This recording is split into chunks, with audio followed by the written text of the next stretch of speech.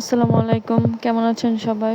আমি একটু অসুস্থ শরীর নিয়ে মানুষ না থাকলে নিজেরই সব করতে হয়। কিভাবে কি করলাম দেখতে থাকুন। আজকে 2 চুলায় রান্না বসাইছি।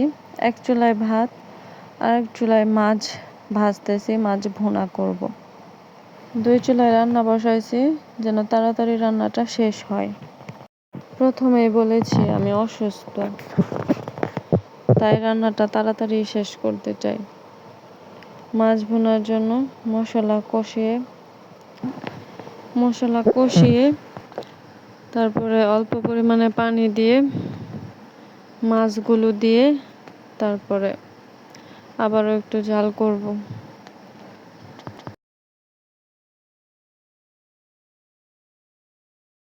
মুরগির মাংস রান্না করব, তাই পেঁয়াজগুলো ভালোভাবে ভেজে তারপরে যা যা মশলা লাগে সবগুলো মশলা দিয়ে একসাথে কষিয়ে তারপরে মাংসগুলো দিয়ে দেব।